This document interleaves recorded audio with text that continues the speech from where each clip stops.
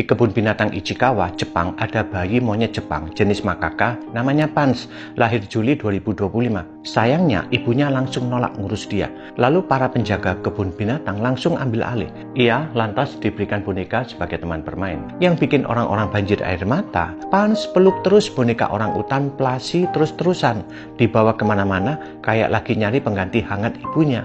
Itu bukan settingan ya, itu insting murni dari makhluk kecil yang lagi butuh rasa aman dan attachment. Untungnya, pelan-pelan Pans dapat keluarga baru dari kelompok monyet lain.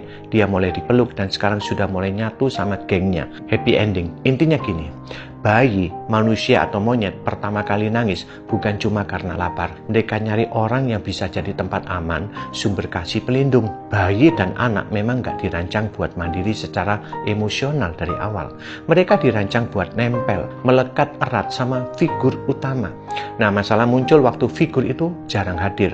Ayah ibu sibuk kerja, lalu capek saat tiba di rumah, atau keasikan urusan lain. Anak tetap nyari, akhirnya nempel ke siapa saja yang paling sering ada di dekatnya. Nah, di banyak rumah sekarang, pengasuhan sehari-hari lebih banyak dipegang ART atau babysitter. Itu wajar sebenarnya. Nggak ada maksud merendahkan profesi mereka ya. Semua profesi mulia di mata Tuhan. Tapi secara relasi, kita harus jujur.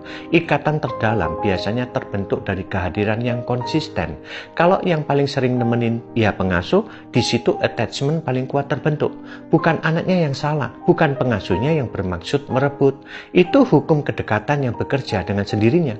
Firman Tuhan juga tegas soal ini. Ulangan 6 ayat 6 dan 7. Jelas banget, Tuhan bukan kasih instruksi ke guru sekolah minggu atau ke pengasuh, tapi langsung ke orang tua. Tanggung jawab itu nempel di pundak ayah dan ibu.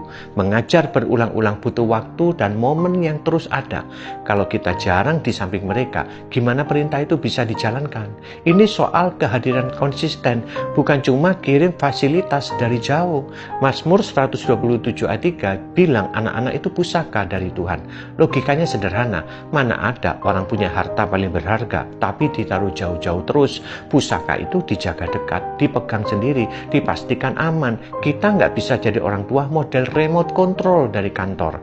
Kehadiran fisik dan hati itu kunci. Pengasuh boleh bantu, bahkan sangat membantu, tapi posisi ayah ibu nggak bisa diganti. Kalau orang tua absen lama, dunia akan isi kekosongan itu. Anak nggak utamakan gadget atau fasilitas mewah. Mereka nyari wajah yang bilang, aku di sini, kamu aman sama aku. Kehadiran itu investasi terbesar buat anak. Nggak harus sempurna, tapi harus konsisten. Disitulah mereka belajar apa itu kasih yang benar-benar nyata. Amin.